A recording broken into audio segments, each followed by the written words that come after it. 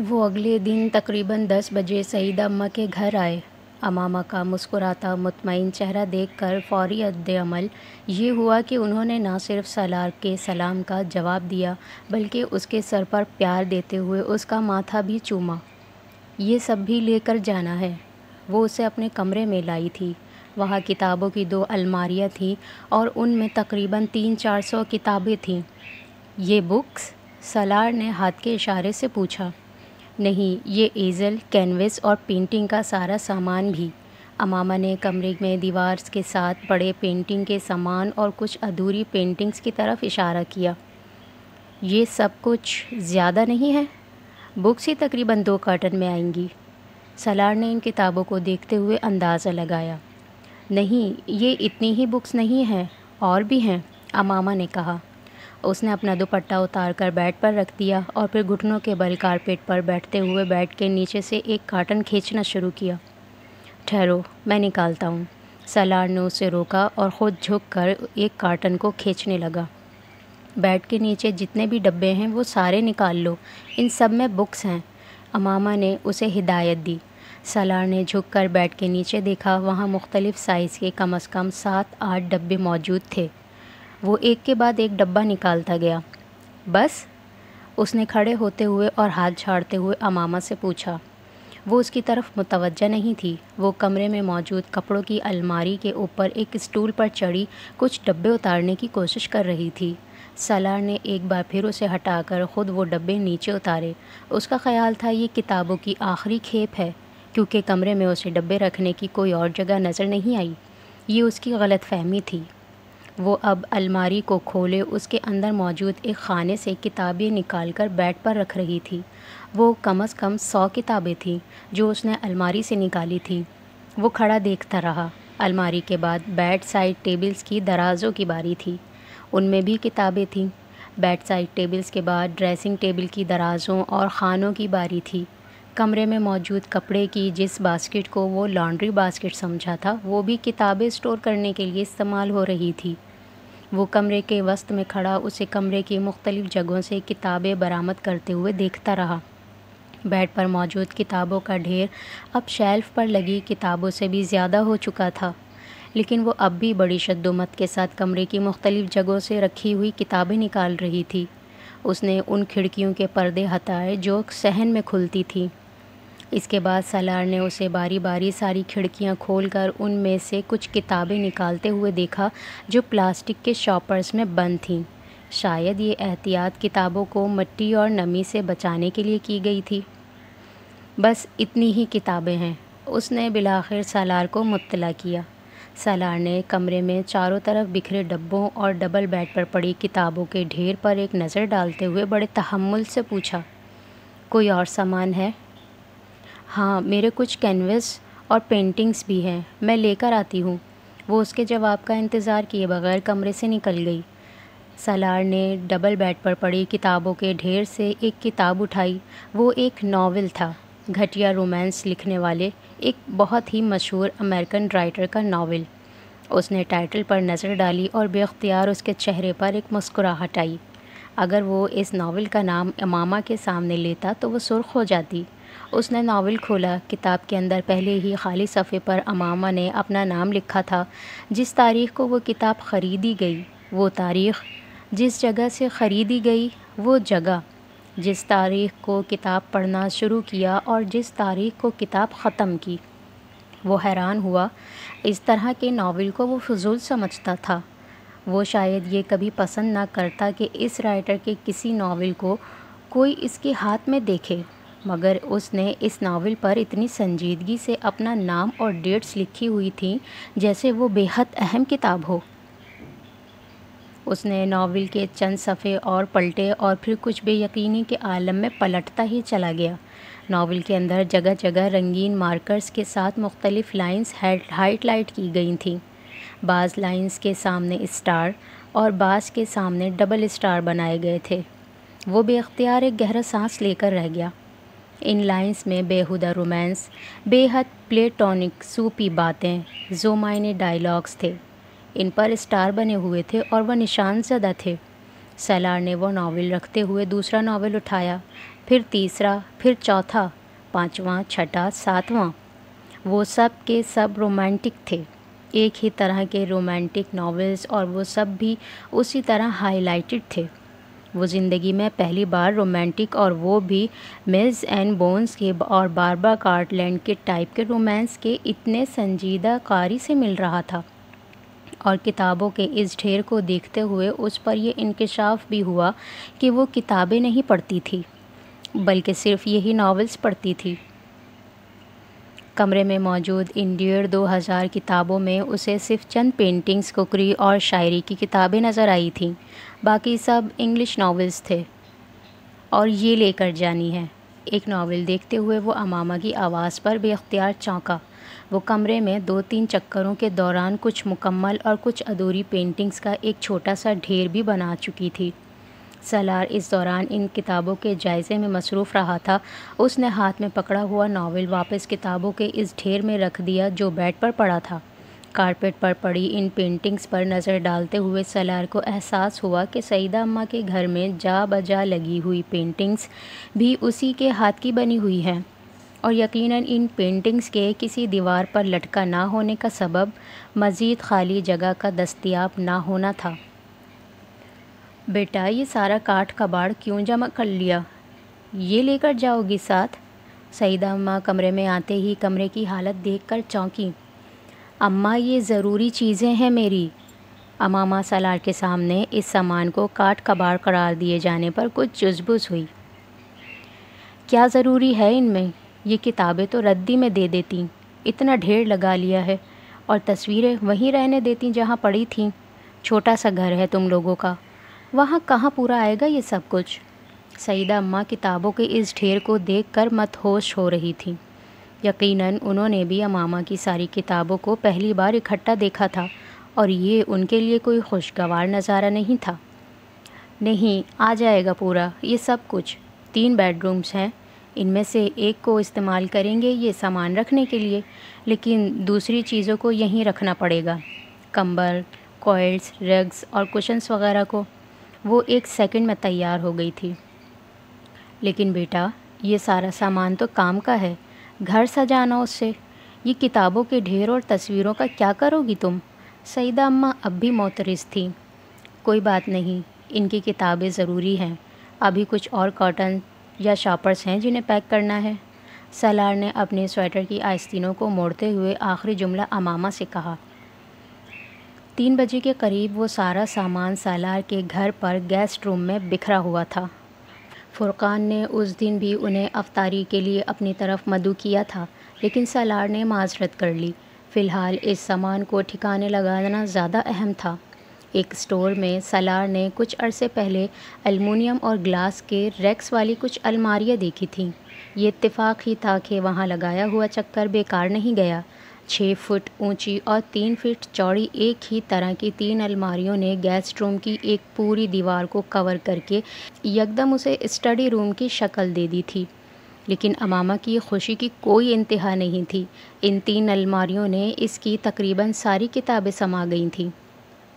ان کتابوں کو اتنے سالوں میں پہلی بار کوئی ڈھنگ کی جگہ نصیب ہوئی تھی۔ اس کے ایزل اور ریکس لانڈری کی دیوار پر بنی ریکس پر سمیٹے گئے تھے۔ وہ جہیز کے سامان میں برتنوں اور بیڈ شیٹس کے علاوہ اور کچھ نہیں لائی تھی۔ تب اسے اندازہ نہیں تھا کہ اس کی قسمت میں اس سامان میں سے صرف انہی 2 چیزوں کا استعمال لکھا تھا۔ سالار کا کچن ایریا اب پہلی بار ایک آباد جگہ کا نظارہ پیش کر رہا تھا۔ برتنوں کے لیے بنے ریکس کے شیشوں سے نظر آتی نئی کراکری اور کاؤنٹر کے سلیب پر کچن کے استعمال کی چھوٹی موٹی نئی چیزوں نے کچن کی شکل کو بدل کر رکھ دیا تھا۔ وہ لوگ رات کے 10 بجے جب فارغ ہوئے تو اپارٹمنٹ میں آنے والا نیا سامان سمیٹا جا چکا تھا۔ ان کے لیے فرقان کے گھر سے کھانا آیا تھا، لیکن اس رات امامہ نے بڑے اہتمام کے ساتھ نئی کراکری میں سرو کیا تھا۔ اچھا لگ رہا ہے نا ایسے؟ امامہ نے چمکتی آنکھوں کے ساتھ اس سے پوچھا۔ سالار نے اپنے سامنے موجود نئی برانڈڈ ڈنر پلیٹ اور اس کے اطراف میں لگی چمکتی ہوئی کٹلری کو دیکھا اور پھر کانٹا اٹھا کر اسے بغور دیکھتے ہوئے بے حد سنجیدگی سے کہا، ہاں، ایسا لگ رہا ہے جیسے ہم کسی ریسٹورنٹ کی اوپننگ والے دن سب سے پہلے اور اکلوتے کسٹمر ہیں۔ لیکن مسئلہ یہ ہے اماما کہ یہ کراکری اور کٹلری اتنی نئی ہے کہ اس میں کھانا کھانے کو دل نہیں چاہ رہا۔ میں پرانے برتنوں میں نہیں کھا سکتا۔ اماما کا موڈ بری طرح آف ہوا۔ کم از کم یہ وہ جملہ نہیں تھا جو وہ اس موقع پر اس سے سننا چاہتی تھی۔ لیکن یہ بہت خوبصورت ہیں۔ سالار نے فوراً اپنی غلطی کی تصحیح کی تھی۔ اسے اندازہ ہو گیا تھا کہ فی الحال وہ مذاق کو سراہنے کے موڈ میں نہیں تھی۔ اماما کے تاثرات میں کوئی تبدیلی نہیں آئی۔ اپنی پلیٹ میں چاول نکالتے ہوئے سالار نے کہا، کھانے کے بعد کہیں کافی پینے چلیں گے۔ اس بار اس کے چہرے پر کچھ نرمی آئی۔ کچن کا سامان لینا ہے، اس نے فوراً کہا۔ وہ چاول کا چمچ منہ میں ڈالتے ڈالتے رک گیا۔ ابھی بھی کوئی سامان لینا باقی ہے؟ وہ حیران ہوا۔ گروسری چاہیے۔ کیسی گروسری؟ کچن میں سب کچھ تو ہے۔ آٹا، چاول، دالیں، مسالے۔ کیا ہے؟ کچھ بھی تو نہیں، اماما نے جواباً پوچھا۔ ان کو میں نے کیا کرنا ہے؟ میں نے کبھی کھانا نہیں پکایا، سالار نے کندھے اچکا کر لاپرواہی سے کہا۔ لیکن میں تو پکاؤں گی نا، ہمیشہ تو دوسروں کے گھروں سے نہیں کھا سکتے ہم، اماما نے سنجیدگی سے کہا۔ جارز اور کنٹینرز بھی چاہیے، اماما کو یاد آیا۔ فی الحال آج میرا اس طرح کی خریداری کرنے کا موڈ نہیں ہے، مجھے تھکن محسوس ہو رہی ہے، سالار کراہا۔ اچھا ٹھیک ہے، کل خرید لیں گے، اماما نے کہا۔ اس رات وہ کافی کے لیے قریبی مارکیٹ تک ہی گئے تھے۔ گاڑی فورٹریس کے گرد گھماتے ہوئے انہوں نے وہیں گاڑی میں بیٹھے ہوئے کافی پی۔ شکر ہے کتابوں کو تو جگہ مل گئی۔ سالار کافی پیتے ہوئے چونکا۔ وہ کھڑکی سے باہر دور شاپس کو دیکھتے ہوئے بڑبڑائی تھی۔ اس کے لاشعور میں اب بھی کہیں وہ کتابیں ہی اٹکی ہوئی تھیں۔ وہ کتابیں نہیں ہیں، سالار نے سنجیدگی سے کہا۔ کافی کا گھونٹ بھرتے اس نے چونک کر سالار کو دیکھا۔ 95% ناولز ہیں، وہ بھی چیپ رومانس۔ 5-10 میں سمجھ سکتا ہوں، چلو اتنے سالوں میں 100-200 بھی ہو سکتے ہیں، لیکن 1500-2000 اس طرح کے ناولز! تمہارا کتنا اسٹیمنا ہے اس طرح کی ربش پڑھنے کے لیے؟ اور تم نے باقاعدہ مارک کر کے پڑھا ان ناولز کو۔ میرا خیال ہے پاکستان میں چیپ رومانس کی سب سے بڑی کلیکشن اس وقت میرے گھر پر ہے۔ وہ خاموش رہی، کافی پیتے کھڑکی سے باہر دیکھتی رہی۔ سالار کچھ دیر اس کی طرف سے کسی رد عمل کا انتظار کرتا رہا، پھر اس کی لمبی خاموشی پر اسے خدشہ ہوا کہ کہیں وہ برا نہ مان گئی ہو۔ اپنا بایاں بازو اس کے کندھے پر پھیلاتے ہوئے اس نے جیسے خاموش معذرت پیش کی۔ ٹھیک ہے، چیپ رومانس ہے، لیکن اچھا لگتا ہے مجھے یہ سب کچھ۔ وہ کھڑکی سے باہر دیکھتے ہوئے کچھ دیر بعد بولی، وہاں لوگ ہمیشہ مل جاتے ہیں، کوئی کسی سے بچھڑتا نہیں ہے۔ میرے لیے ونڈرلینڈ ہے یہ۔ وہ کھڑکی سے باہر دیکھتے ہوئے جیسے کہیں اور پہنچی ہوئی تھی۔ وہ خاموشی سے اس کا چہرہ دیکھتا اور اسے سنتا رہا۔ جب اپنی زندگی میں کچھ بھی اچھا نہ ہو رہا ہو تو کسی ایسی دنیا میں جانا اچھا لگتا ہے جہاں سب کچھ پرفیکٹ ہو، وہاں وہ کچھ ہو رہا ہو جو آپ چاہتے ہیں، وہ مل رہا ہو جو آپ سوچتے ہیں۔ جھوٹ ہے یہ سب کچھ، لیکن کوئی بات نہیں، اس سے میری زندگی کی کڑواہٹ کم ہوتی تھی۔ جب میں جاب نہیں کرتی تھی تب زیادہ پڑھتی تھی ناولز، کبھی کبھار سارا دن ساری رات۔ جب میں یہ ناولز پڑھتی تھی تو مجھے کوئی بھی یاد نہیں آتا تھا، امی ابو، بہن بھائی، بھتیجے بھتیجیاں، بھانجے بھانجیاں، کوئی نہیں، ورنہ بہت مشکل تھا سارا دن یا رات کو سونے سے پہلے اپنی فیملی کے علاوہ کسی اور چیز کے بارے میں سوچنا، اپنی زندگی کے علاوہ کسی اور کے بارے میں پریشان ہونا۔ میں خوفناک خواب دیکھتی تھی، اور پھر میں نے ان ناولز کے ذریعے خوابوں کی ایک دنیا بسا لی۔ میں ناول کھولتی تھی اور یکدم زندگی بدل جاتی تھی۔ میری فیملی ہوتی تھی اس میں ہوتی تھی، جلال ہوتا تھا۔ سالار کافی کا گھونٹ نہیں لے سکا۔ اس کے لبوں پر اس وقت اس شخص کا نام سن کر کتنی اذیت ہوئی تھی اسے۔ نہیں، اذیت بہت ہی چھوٹا سا لفظ ہے، ایسی تکلیف انسان کو شاید مرتے وقت ہوتی ہوگی۔ ہاں، اگر یہ ناولز اس کی کامل دنیا اور اس کا ونڈرلینڈ تھے تو اس میں جلال عنصر ہی ہوتا ہوگا، سالار سکندر تو نہیں ہو سکتا تھا۔ وہ اس کے ساتھ مذہباً اور قانوناً ایک رشتے میں بندھی تھی، دل کے رشتے میں کہاں بندھی تھی؟ دل کے رشتے میں تو شاید ابھی تک، اور وہ تو ماضی تھا جہاں جلال انصر کے سوا کوئی دوسرا نہیں تھا۔ اس کا چہرہ دیکھتے ہوئے وہ رنجیدگی سے سوچ رہا تھا، اور امامہ کو بولتے ہوئے شاید احساس بھی نہیں ہوا کہ اس نے جلال کا نام لیا اور کس پیرائے میں لیا تھا۔ احساس ہوتا تو وہ ضرور اٹکتی، یا کم از کم ایک بار سالار کا چہرہ ضرور دیکھ لیتی۔ وہ ابھی بھی کھڑکی سے باہر دیکھ رہی تھی، ابھی بھی کہیں اور تھی، ابھی بھی کسی کا صبر آزما رہی تھی۔ اچھا لگتا تھا مجھے اس دنیا میں، وہاں امید تھی، روشنی تھی، انتظار تھا، لیکن لا حاصل نہیں۔ تکلیف تھی مگر ابدی نہیں، آنسو تھے مگر کوئی پوچھ دیتا تھا، اور واحد کتابیں تھیں جن میں امامہ ہاشم ہوتی تھی، آمنہ نہیں۔ ہر بار ان کتابوں پر اپنا نام لکھتے ہوئے میں جیسے خود کو یاد دلاتی تھی کہ میں کون ہوں۔ دوبارہ کتاب کھولنے پر جیسے وہ کتاب مجھے بتاتی تھی کہ میں کون ہوں۔ وہ مجھے میرے پرانے نام سے بلاتی تھی، اس نام سے جس سے اتنے سالوں سے مجھے کوئی اور نہیں بلاتا تھا۔ تاریکی میں بعض دفعہ اتنی روشنی بھی بہت ہوتی ہے جس سے انسان بے شک اپنے آپ کو نہ دیکھ پائے لیکن اپنا وجود محسوس کرنے کے تو قابل ہو جائے۔ اس کی آواز اب بھیگنے لگی تھی، وہ خود خاموش ہو گئی۔ دونوں کے ہاتھ میں پکڑے کپوں میں کافی ٹھنڈی ہو گئی تھی اور وہ اسے اب پینا نہیں چاہتے تھے۔ وہ اب ڈیش بورڈ پر پڑے ٹیشو باکس سے ٹیشو پیپر نکال کر اپنی آنکھیں خشک کر رہی تھی۔ سالار نے کچھ کہے بغیر اس کے ہاتھ سے کافی کا کپ لے لیا۔ ایک ڈمپسٹر میں دونوں کپ پھینکنے کے بعد وہ دوبارہ گاڑی میں آ کر بیٹھا اور گاڑی اسٹارٹ کرتے ہوئے اس نے امامہ سے پوچھا، اور کافی چاہیے تمہیں؟ نہیں۔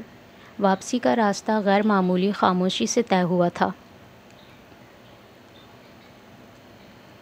مجھے آفس کا کچھ کام ہے، تم سو جاؤ۔ وہ کپڑے تبدیل کر کے سونے کے بجائے کمرے سے نکل گیا۔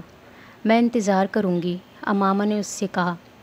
نہیں، مجھے ذرا دیر ہو جائے گی، اس نے امامہ کے ہاتھ میں پکڑے ناول کو نظر انداز کرتے ہوئے کہا جو وہ رات کو پڑھنے کے لیے لے کر آئی تھی۔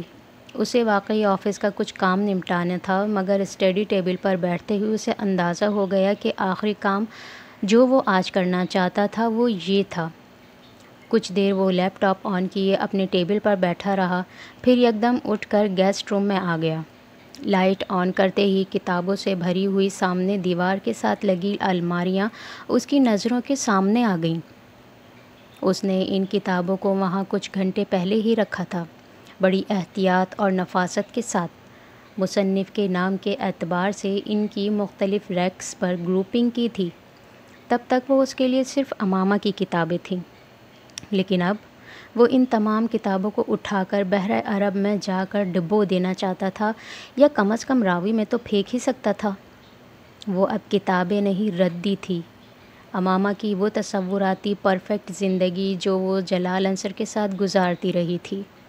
وہ 1,500 رومانس ان کرداروں کے رومانس نہیں تھے جو ان ناولز میں تھے، وہ صرف 2 کرداروں کا رومانس تھا، امامہ اور جلال کا۔ اعلیٰ ظرف بننے کے لیے کھلے دل یا برداشت کی ضرورت نہیں ہوتی، بلکہ دماغ کا کام نہ کرنا زیادہ ضروری ہوتا ہے۔ وہ ریکس پر لگی ان کتابوں کو برداشت نہیں کر پا رہا تھا۔ امامہ کے اس اعتراف کے بعد کوئی شوہر بھی برداشت نہ کر پاتا، وہ بھی اس کا شوہر تھا۔ وہ ان کتابوں کو گھر میں نہیں رکھنا چاہتا تھا اور وہ ایسا کر سکتا تھا۔ وہ اس کی بیوی تھی، روتی دھوتی ناراض ہوتی، لیکن اتنی بااختیار نہیں تھی کہ اس کی مرضی کے بغیر ان کتابوں کو وہاں رکھ سکتی۔ وہ عورت تھی، ضد کر سکتی تھی، بات نہیں منوا سکتی تھی۔ وہ مرد تھا، اسے اپنی مرضی کے لیے ضد جیسے کسی حربے کی ضرورت نہیں تھی۔ یہ اس کا گھر تھا، یہ اس کی دنیا تھی۔ وہ شرائط کے ساتھ نہیں رہنا چاہتا تھا، نہ ہی ایسے جی سکتا تھا۔ وہ مراعات کے ساتھ دنیا میں آتا ہے اور اسی کے ساتھ دنیا میں رہتا ہے۔ تو آسان حل یہ تھا جو اسے معاشرہ اور اس کا ذہن بتا رہا تھا، مشکل حل وہ تھا جو اس کا دل اس سے کہہ رہا تھا، اور دل کہہ رہا تھا چھوڑ دو، جانے دو یار، یہ زہر کا گھونٹ ہے، لیکن پی جاؤ، اور دل نہ بھی کہتا تب بھی وہ اس چیز کو اپنے گھر سے نکال کر نہیں پھینک سکتا تھا جو امامہ کی ملکیت تھی، جو کبھی اس کے دکھوں کی مرہم بنی تھی۔ ان کتابوں کے کرداروں میں وہ جس کسی کو بھی سوچتی رہی تھی، لیکن ان کتابوں پر لکھا ہوا نام اس کا اپنا تھا، اور یہ وہ نام تھا جو اس کی روح کا حصہ تھا۔ صبر کی کئی قسمیں ہوتی ہیں، اور کوئی بھی قسم آسان نہیں ہوتی۔ وہاں کھڑے اس نے سوچا اور لائٹ آف کر کے کمرے سے باہر نکل آیا۔ سالار، امامہ کی آواز پر وہ راکنگ چیئر پر بیٹھے بیٹھے چونکا۔ وہ دروازے میں ہی کھڑی تھی۔ تم سوئی نہیں ابھی تک؟ تم میری وجہ سے اپسیٹ ہو؟ تو اس نے محسوس کر لیا۔ سالار نے اس کا چہرہ دیکھا اور سوچا۔ اس کی آنکھوں میں ایک عجیب سا خوف اور اضطراب تھا۔ وہ نائٹی میں ملبوس اونی شال اپنے گرد لپیٹے ہوئے تھی۔ سالار جواب دینے کے بجائے راکنگ چیئر کی پشت سے ٹیک لگائے اسے دیکھتا رہا۔ اس نے کرسی کو ہلانا بند کر دیا تھا۔ اس کی خاموشی نے جیسے اس کے اضطراب میں اور اضافہ کیا۔ تمہاری فیملی نے کچھ کہا ہے؟ یا میری فیملی نے کچھ کیا ہے؟ وہ کیا سوچ رہی تھی؟ سالار نے بے اختیار ایک گہرا سانس لیا۔ کاش یہ وجہ ہوتی، وہ نہ ہوتی جو تھی۔ کیا کہے گی میری فیملی؟ اور کیا کرے گی تمہاری فیملی؟ اس نے مدھم آواز میں اس سے پوچھا۔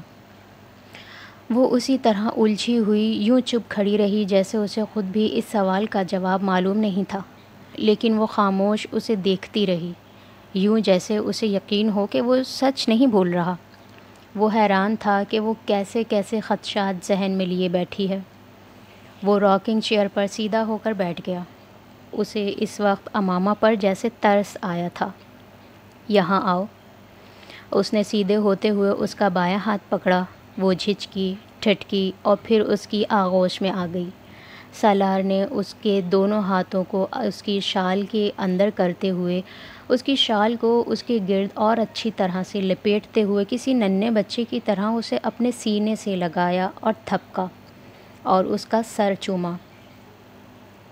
کوئی کچھ نہیں کہہ رہا، کوئی کچھ نہیں کر رہا، ہر کوئی اپنی زندگی میں مصروف ہے، اور اگر کچھ ہوگا تو میں دیکھ لوں گا سب کچھ۔ تم اب ان چیزوں کے بارے میں پریشان ہونا چھوڑ دو۔ وہ اسے گود میں لیے اب دوبارہ راکنگ چیئر جھول رہا تھا۔ پھر تم اپسیٹ کیوں ہو؟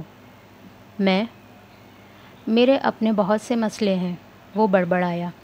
امامہ نے گردن اوپر کرتے ہوئے اس کا چہرہ دیکھنے کی کوشش کی۔ اتنے دنوں میں وہ پہلی بار اسے اتنا سنجیدہ لگا تھا۔ سالار، میں پریشان نہیں ہوں، اور اگر ہوں بھی تو تم اس کی وجہ نہیں ہو۔ اب دوبارہ مجھ سے یہ سوال مت کرنا۔ اس کی بات مکمل ہونے سے پہلے اس نے کچھ سخت لہجے میں جھڑکنے والے انداز میں اس کی بات کاٹ کر سوال سے پہلے جواب دیا۔ وہ جیسے اس کا ذہن پڑھ رہا تھا۔ وہ چند لمحے کچھ بول نہیں سکی۔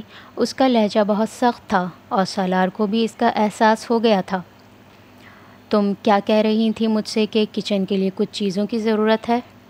اس نے اس بار بے حد نرمی کے ساتھ موضوع بدلا۔ امامہ نے ایک بار پھر اسے ان چیزوں کے نام بتائے۔ کل رات کو چلیں گے گروسری کے لیے۔ امامہ نے اس بار کچھ نہیں کہا۔ اس کے سینے پر سر رکھے وہ دیوار پر اس سافٹ بورڈ پر لگے بہت سے نوٹس، ڈیڈ لائنز اور کچھ عجیب سے انڈیکسز والے چارٹس دیکھتی رہی۔ پھر اس نے سالار سے پوچھا، تم بینک میں کیا کرتے ہو؟ وہ ایک لمحے کے لیے چونکا، پھر اس نے اس کی نظروں کا تعاقب کرتے ہوئے بورڈ پر نظر ڈالی۔ میں بیکار کام کرتا ہوں، وہ بڑبڑایا۔ مجھے بینکرز کبھی اچھے نہیں لگے۔ امامہ کو اندازہ نہیں ہوا کہ اس نے کتنے غلط وقت پر یہ تبصرہ کیا ہے۔ جانتا ہوں تمہیں ڈاکٹرز اچھے لگتے ہیں۔ سالار کے لہجے میں خنکی آئی تھی۔ ہاں، مجھے ڈاکٹرز اچھے لگتے ہیں۔ امامہ نے سادہ لہجے میں بورڈ کو دیکھتے ہوئے کچھ بھی محسوس کیے بغیر اس کے سینے پر سر رکھے اس کی تائید کی۔ یہ کہتے ہوئے اسے جلال کا خیال نہیں آیا تھا، لیکن سالار کو آیا تھا۔ تم نے مجھے بتایا نہیں کہ تم بینک میں کیا کرتے ہو؟ امامہ نے دوبارہ پوچھا۔ میں پبلک ریلیشننگ میں ہوں۔ اس نے یہ جھوٹ کیوں بولا وہ خود بھی سمجھ نہیں پایا تھا۔ امامہ نے بے اختیار اطمینان بھرا سانس لیا۔ یہ پھر بھی بہتر ہے۔ اچھا ہے تم ڈائریکٹ بینکنگ میں نہیں ہو۔ تم نے کیا پڑھا تھا سالار؟ ماس کمیونیکیشنز۔ وہ اس ایک کے بعد ایک جھوٹ بول رہا تھا۔ مجھے یہ سبجیکٹ بہت پسند ہے۔ تمہیں کچھ اور بننا چاہیے تھا۔ یعنی ڈاکٹر؟ سالار سلگا، لیکن امامہ کھلکھلا کر ہنسی۔ ماس کمیونیکیشنز پڑھ کر تم ڈاکٹر نہیں بن سکتے۔ سالار نے جواب نہیں دیا۔ اگر وہ اس کا چہرہ دیکھ لیتی تو اتنی بے تکلفی کے ساتھ یہ تبصرے نہ کر رہی ہوتی۔ میں ڈاکٹروں سے نفرت کرتا ہوں، سالار نے سرد لہجے میں کہا۔ وہ بے اختیار سالار سے الگ ہوئی۔ کیوں؟ اس نے حیرت سے سالار کا چہرہ دیکھتے ہوئے کہا۔ اس کا چہرہ بے تاثر تھا، کم از کم امامہ اسے پڑھ نہیں سکی۔ ایسے ہی، سالار نے کندھے اچکاتے ہوئے بڑی سرد مہری سے کہا۔ ایسے ہی کیسے؟ کوئی وجہ تو ضرور ہوگی، وہ جزبز ہوئی۔ تمہیں کیوں ناپسند ہیں بینکرز؟ سالار نے ترکی با ترکی جواب کہا۔ بددیانت ہوتے ہیں، امامہ نے بے حد سنجیدگی سے کہا۔ بینکرز؟ سالار نے بے یقینی سے کہا۔ ہاں، اس بار وہ سنجیدہ تھی۔ وہ سالار کا بازو اپنے گرد سے ہٹاتے ہوئے اٹھ کھڑی ہوئی۔ سالار نے اسے روکنے کی کوشش نہیں کی۔ وہ اب قریب جا کر بورڈ کو دیکھ رہی تھی۔ اس پر لگائے ہوئے نوٹس اور ڈیڈ لائنز پڑھ رہی تھی۔ بینکرز لوگوں کا پیسہ اثاثہ محفوظ رکھتے ہیں، اس نے اپنے عقب میں سالار کو بڑے جتانے والے انداز میں کہتے سنا، اور پیسہ لوگوں کا ایمان خراب کر دیتا ہے، اس نے مڑے بغیر جواب دیا۔ اس کے باوجود لوگ ہمارے پاس آتے ہیں، سالار نے اسی انداز میں کہا۔ اس بار امامہ پلٹی۔ لیکن وہ آپ پر بھروسہ نہیں کرتے؟ وہ مسکرا رہی تھی مگر سالار نہیں۔ اس نے خاموشی سے اس کا چہرہ دیکھا، پھر اسبات میں سر ہلایا۔ ایک بددیانت بینکر صرف آپ کا پیسہ لے سکتا ہے، لیکن ایک بددیانت ڈاکٹر آپ کی جان لے سکتا ہے۔ تو پھر زیادہ خطرناک کون ہوا؟ اس بار امامہ بول نہیں سکی۔ اس نے چند منٹ تک جواب ڈھونڈنے کی کوشش کی، لیکن اسے جواب نہیں ملا۔ پھر اس نے یکدم سالار سے کہا، اگر میں ڈاکٹر ہوتی تو پھر بھی تمہیں ڈاکٹر سے نفرت ہوتی؟ وہ اب اسے جذباتی دباؤ میں لے رہی تھی۔ یہ غلط تھا، لیکن وہ اب اور کیا کرتی؟ میں ممکنات پر کوئی نتیجہ نہیں نکالتا، زمینی حقائق پر نکالتا ہوں۔ جب اگر ایگزسٹ نہیں کرتا تو میں اس پر رائے بھی نہیں دے سکتا۔ اس نے کندھے اچکا کر صاف جواب دیا۔ امامہ کا رنگ کچھ پھیکا پڑ گیا۔ جواب غیر متوقع تھا، کم از کم سالار کی زبان سے۔ زمینی حقائق یہ ہیں کہ تم میری بیوی ہو اور تم ڈاکٹر نہیں ہو۔ میں بینکر ہوں اور میں ڈاکٹر سے نفرت کرتا ہوں۔ اس کے لہجے کی ٹھنڈک پہلی بار امامہ تک پہنچی تھی۔ لہجے کی ٹھنڈک یا پھر آنکھوں کی سرد مہری۔ وہ بول نہیں سکی اور نہ ہی ہل سکی۔ ایک ہفتے میں اس نے اس طرح تو کبھی اس سے بات نہیں کی تھی۔ رات بہت ہو گئی ہے، سونا چاہیے ہمیں۔ وال کلاک پر نظر ڈالتے ہوئے وہ اسے دیکھے بغیر کرسی سے اٹھ کر چلا گیا۔ وہ دیوار کے ساتھ لگی جھولتی ہوئی کرسی کو دیکھتی رہی۔ وہ اس کے بدلتے موڈ کی وجہ سمجھ نہیں سکی تھی۔ وہ کوئی ایسی بات تو نہیں کر رہے تھے جس پر وہ اس طرح کے الفاظ کا استعمال کرتا۔ وہ وہاں کھڑی اپنی اور اس کے درمیان ہونے والی گفتگو کو شروع سے یاد کرنے کی کوشش کر رہی تھی۔ سالار، لاؤنج اب اچھا لگ رہا ہے نا؟ سالار نے لاؤنج کی کھڑکیوں پر لگے نئے پردوں پر ایک نظر ڈالی۔ وہ ابھی چند لمحے پہلے گھر آیا تھا۔ امامہ نے بے حد خوشی کے عالم میں آتے ہی اسے اطلاع دی۔ وہ نہ بھی دیتی تب بھی لاؤنج میں پہلا قدم رکھتے ہی وہ اس واضح تبدیلی کو نظر انداز نہیں کر سکتا تھا۔ بہت، اس نے اپنی مایوسی کو چھپاتے ہوئے کہا۔ امامہ نے فخریہ انداز میں پردوں کو دیکھا۔ وہ آج بھی افطاری راستے میں ہی کر آیا تھا۔ امامہ نے افطاری فرقان کے گھر پر کی تھی اور اب وہ دونوں ایک ساتھ ڈنر کر رہے تھے۔ تو جناب، آج کا دن کیسا گزرا؟ کھانا شروع کرتے ہوئے سالار نے اس سے پوچھا۔ وہ اسے پورے دن کی ایکٹیویٹیز بتانے لگی۔ آج ان دونوں کے درمیان ہونے والی یہ پہلی تفصیلی گفتگو تھی۔ سالار نے اسے دن میں 2 بار 1 یا 1.5 منٹ کے لیے کال کی تھی، مگر صرف حال احوال تک رہی تھی۔ میں نے تمہارے ڈیسک پر دیکھے ہیں افطار ڈنر کے کارڈز۔ تم میری وجہ سے نہیں جا رہے؟ امامہ نے کہا۔ نہیں، میں افطار پارٹیز یا ڈنرز میں نہیں جاتا، سالار نے سرسری انداز میں کہا۔ کیوں؟ وہ حیران ہوئی۔ کیونکہ میں سمجھتا ہوں یہ پارٹیز ماہ رمضان کے اسپرٹ کا مذاق اڑاتی ہیں۔ میں ماہ رمضان میں کسی کے گھر افطار پر نہیں جاتا۔ لیکن تم فرقان کے گھر تو جاتے ہو، امامہ نے بے ساختہ کہا۔ وہ مسکرا دیا۔ وہ اس وقت بھی فرقان کے گھر سے آیا ہوا کھانا کھا رہے تھے۔ میں فرقان کے گھر ماہ رمضان سے پہلے بھی کھانا کھاتا رہا ہوں، اور اگر وہ مجھے افطار یا ڈنر کے لیے بلاتا ہے تو کھانے پر کوئی اہتمام نہیں کرتا۔ ہم وہی کھاتے ہیں جو اس کے گھر میں عام دنوں میں پکتا ہے، لیکن عام دنوں میں اس کے گھر پر یہ نہیں پکتا۔ سالار نے ٹیبل پر پڑی 3-4 چیزوں کی طرف اشارہ کیا۔ پھر وہ مزید حیران ہوئی۔ یہ سارا اہتمام فرقان اور بھابھی تمہارے لیے کر رہے ہیں، کیونکہ ہماری نئی نئی شادی ہوئی ہے تو تمہارے لیے سحری اور افطاری میں بھی اہتمام ہو رہا ہے، ورنہ تو ہم سادہ کھانا کھاتے ہیں۔ ماہ رمضان میں ہم لوگ اپنے کچن کے لیے گروسری پر عام مہینوں کی نسبت آدھا خرچہ کرتے ہیں، اور آدھے پیسوں سے ہم کسی اور فیملی کو پورے مہینے کا راشن منگوا دیتے ہیں۔ کھانا ٹھنڈا ہو رہا ہے تمہارا، سالار نے اسے متوجہ کیا۔ وہ خود کھانا ختم کر کے اب میٹھا کھا رہا تھا۔ یہ ڈاکٹر سبت علی کے گھر کی روایت تھی۔ ماہ رمضان میں ان کے گھر آنے والا راشن آدھا ہو جاتا تھا۔ گھر کے 2 ملازموں کے ماہ رمضان کا راشن اس باقی راشن کی قیمت سے آتا تھا۔ امامہ، سالار نے پھر اسے کھانے کی طرف متوجہ کیا۔ وہ کھانا کھانے لگی۔ سالار میٹھا بھی ختم کر چکا تھا اور اب منتظر تھا کہ وہ کھانا ختم کر لے۔ وہ خود ساتھ ساتھ سیل پر مسلسل میسیجز کرنے میں مصروف تھا۔ وہ کس حد تک بدل گیا تھا، اور اس کے اندر آنے والی تبدیلی کس حد تک ڈاکٹر صاحب کی مرہون منت تھی اور کس حد تک اس کی اپنی سوچ کی، اندازہ لگانا مشکل تھا۔ وہ کھانا کھاتے ہوئے ہمیشہ اس کے کھانا شروع کرنے کا انتظار کرتا تھا۔ کھانا کھاتے ہوئے کچھ نہ کچھ اس کی پلیٹ میں ضرور رکھتا تھا، اور اس کے کھانا ختم کرنے کے بعد ہی کھانے کی ٹیبل سے اٹھتا۔ وہ یہ باتیں نوٹس نہیں کرنا چاہتی تھی، لیکن وہ یہ نوٹس کیے بغیر بھی رہ نہیں سکتی تھی۔ وہ عجیب تھا۔ عجیب، اس کے علاوہ کوئی دوسرا لفظ امامہ کے ذہن میں آیا ہی نہیں۔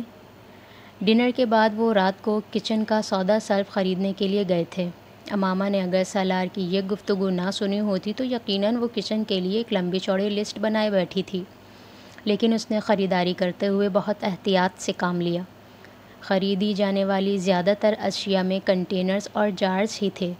کھانا پکانے کا سامان اس نے بہت کم خریدا تھا۔ یہ کیا ہے؟ وہ اگلی رات کچن میں خریدا ہوا سودا سلف جارز اور کنٹینرز میں ڈالنے میں مصروف تھی جب سالار اپنے اسٹڈی روم میں ایک لفافہ لے کر کچن ایریا میں آیا۔ اس میں تمہاری چیک بک ہے، سالار نے اسے بتایا اور لفافہ کاؤنٹر پر رکھ کر چلا گیا۔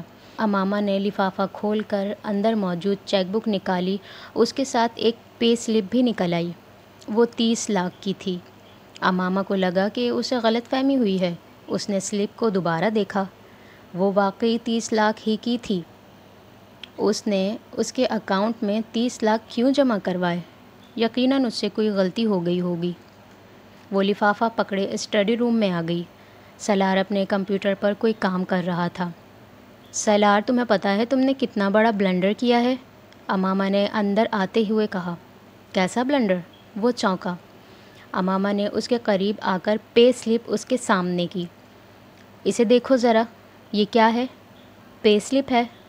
سالار نے ایک نظر اس پر ڈالتے ہوئے دوبارہ ڈیسک ٹاپ پر نظر دوڑانا شروع کر دی۔ کتنی رقم جمع کروائی ہے تم نے میرے اکاؤنٹ میں؟ 30 لاکھ۔ وہ حیران ہوئی۔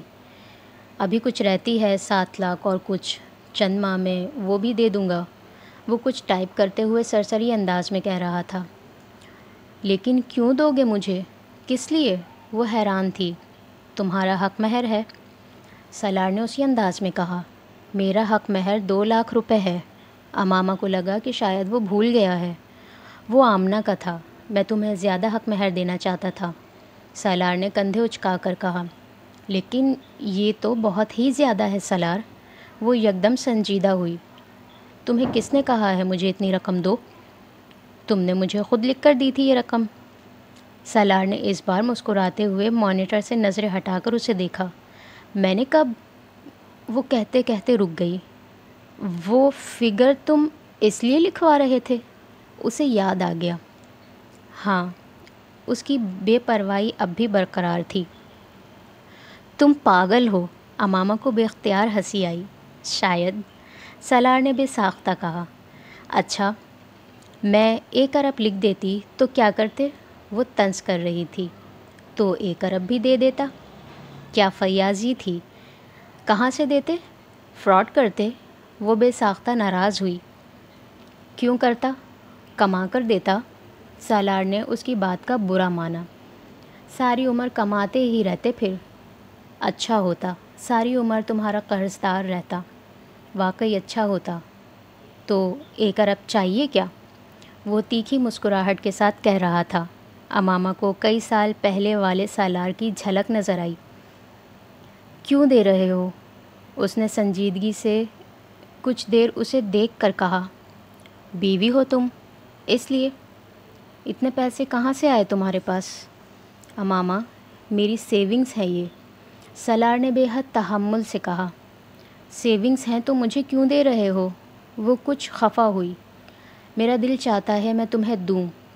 اگر یہ دنیا میری ہوتی تو میں یہ ساری دنیا تمہیں دے دیتا۔